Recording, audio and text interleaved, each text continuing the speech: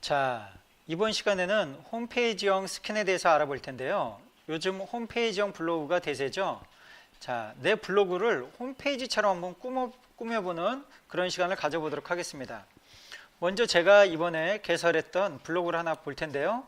자, 제 블로그를 보면 스캔 대문이, 블로그의 메인 대문이 이렇게 좀 굉장히 좀 이렇게 크게 이렇게 보이는 것을 확인하실 수가 있죠. 보통은 이제 그 타이틀이 300픽셀까지만 딱 지원이 됩니다. 근데 좀 더 넓게 이렇게 스캔 대문을 블로그 메인 대문을 이렇게 좀 확장해서 홈페이지처럼 꾸미는 방법에 대해서 살펴보도록 하겠습니다.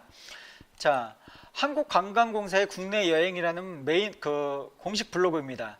여기도 마찬가지로 이렇게 좀 일반 블로그하고는 틀리게 굉장히 이렇게 확장성 있게끔 시원시원하게 대문이 만들어져 있습니다. 감성마초님의 사진 블로그입니다. 굉장히 깔끔하죠. 하지만 이 맨 위에 메인 이 대문이 이렇게 스킨이 굉장히 크게 이렇게 적용된 것을 볼 수가 있습니다. 자, 이제 이런 식으로 한번 만들어 보는 시간 한번 가져볼 텐데요. 자, 일단 연습하는 블로그를 하나 제가 열었습니다. 자, 먼저 내 메뉴로 들어가서 관리로 들어가서 자, 블로그 설정에서 꾸미기 설정에서 레이아웃 위젯 설정으로 들어갑니다. 자, 보통은 블로그가 시작되면 이런 식으로 만들어져 있을 겁니다. 이런 식으로 가운데가 포스팅 영역이 있으면 맨 위에가 타이틀 영역, 대문 영역이 있죠. 그 다음에 양 옆으로는 위젯들을 설치할 수 있는 이렇게 3단 구조로 되어 있습니다. 그리고 이런 식으로 이제 초록색 모양이 이제 제가 지금 현재 설정되어 있는 제 블로그의 뼈대 레이아웃이라는 거고요.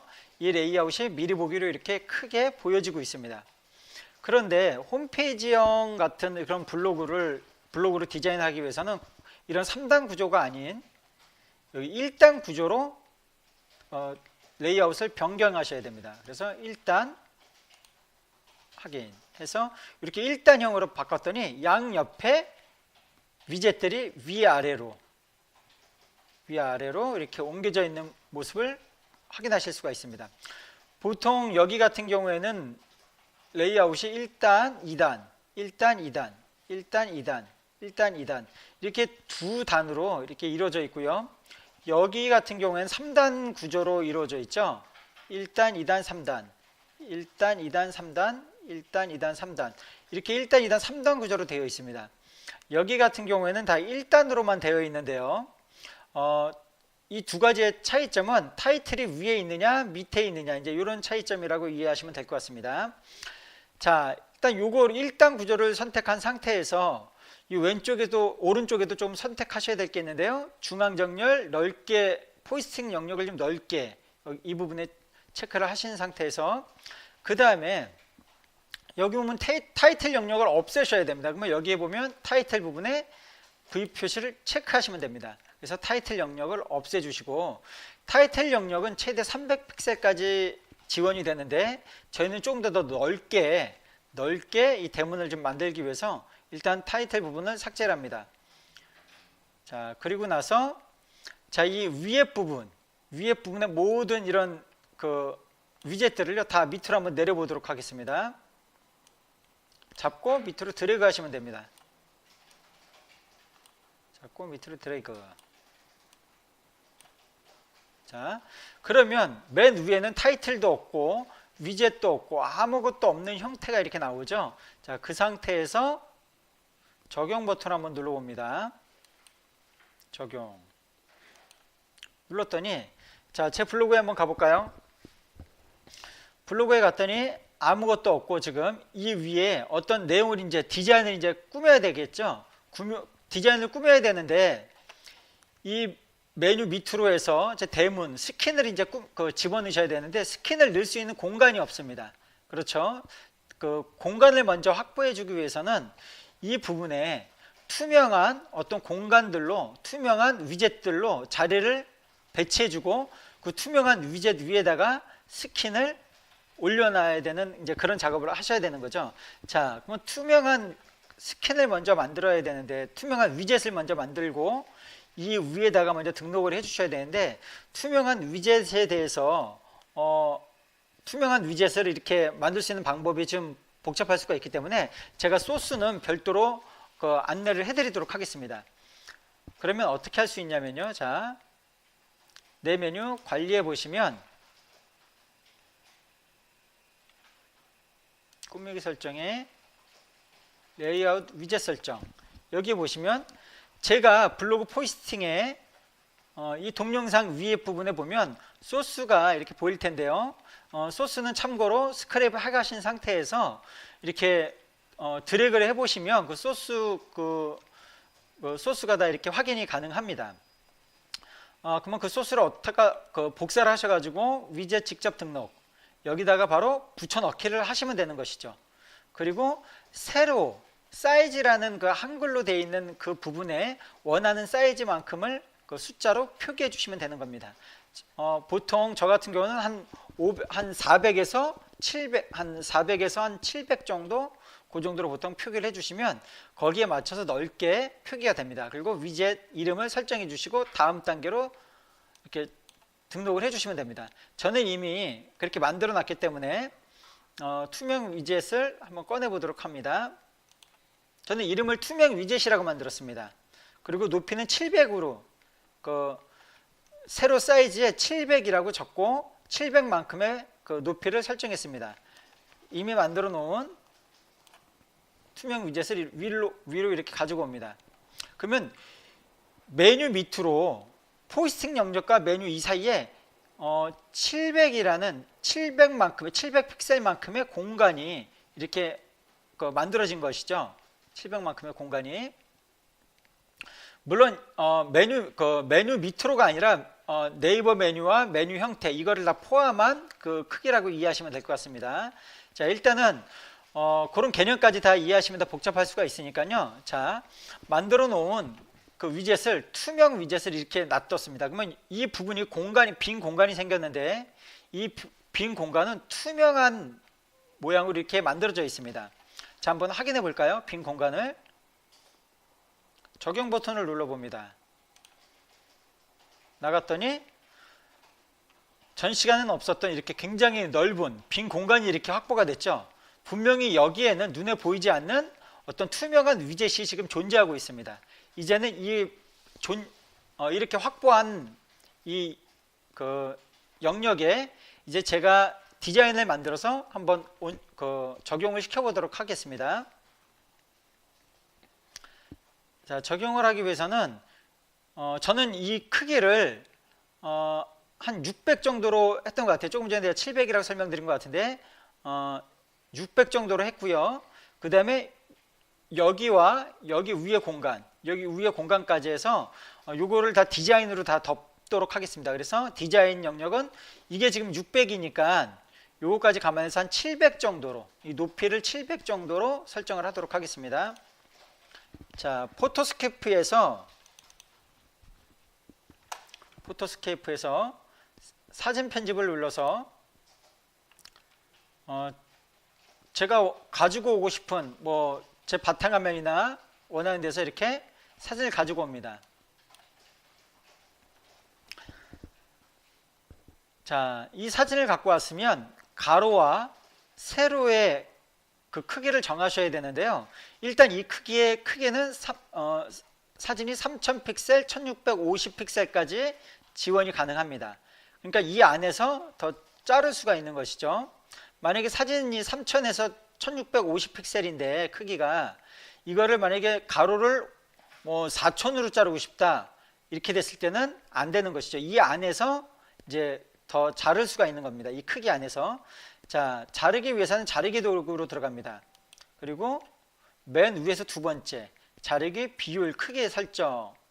저는 1920과 세로는 아까 700으로 하겠다고 말씀드렸었죠. 700으로 설정해 봅니다. 자, 가로를 1920으로 설정하는 것은 요즘 컴퓨터 사양이 이렇게 좋아지면서 모니터 해상도가 1920 픽셀을 보통 많이 사용하게 됩니다. 그리고 넉넉하게 2000 픽셀로 이렇게 설정해 주시는 분들도 많으신데 그건 자유롭게 하시면 될 것 같고요. 저는 1920으로 설정하도록 합니다. 세로 크기는 조금 전에 투명 위젯이 600픽셀이기 때문에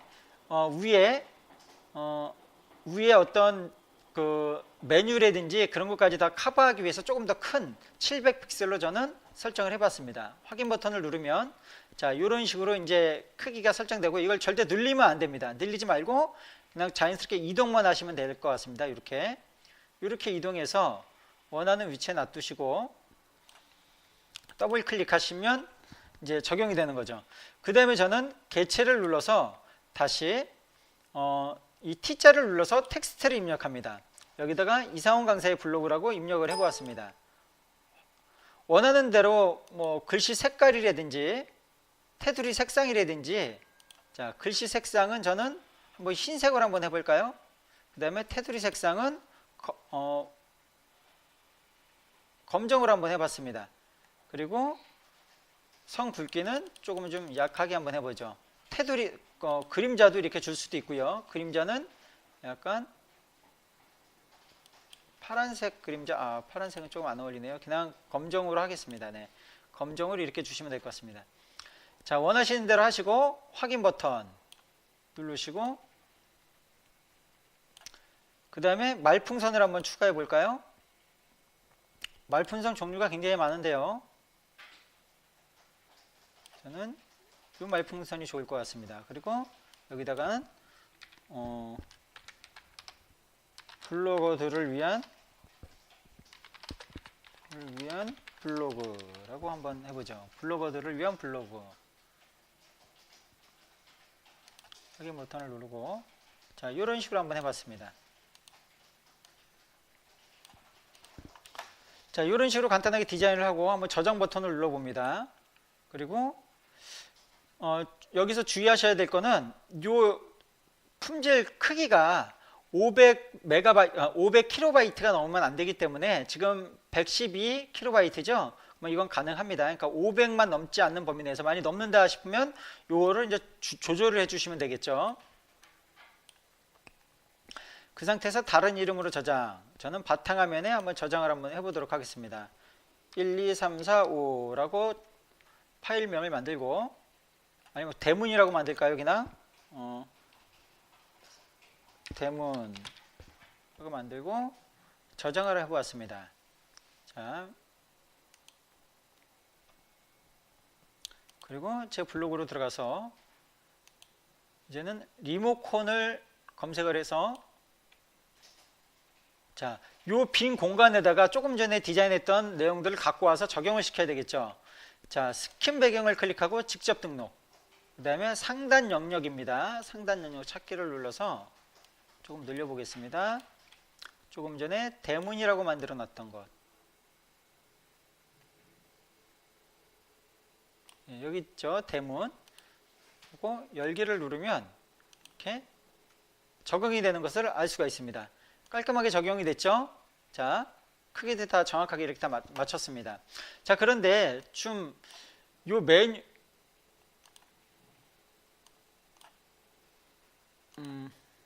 요 부분이 조금 마음에 안 듭니다. 그렇죠? 요 부분이 뭐죠? 바로 블로그 메뉴죠. 블로그 메뉴를 클릭해서 지금 요 초록색 버튼을 투명을 한번 만들어 보도록 하겠습니다. 지금은 디자인을 눌러서 뭐 이런 식으로든 지금 되어 있을 텐데요. 이것을 색상으로 바꿔봅니다.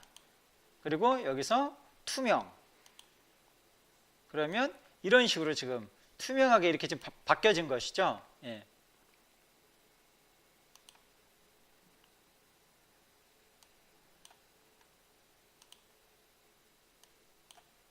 자, 이렇게 투명하게 이렇게 바뀐 것을 확인할 수가 있고요. 만약에 글씨 같은 거를 좀 눈에 띄게 더 바꾸고 싶다. 이런 흰색이 좀 눈에 안 띄니까 흰색을 만약에 좀 기본 색깔을 흰색이 아닌 뭔가 빨간색으로 바꾸고 싶다. 그러면 빨간색으로 이렇게 바꾸시면 되는 겁니다.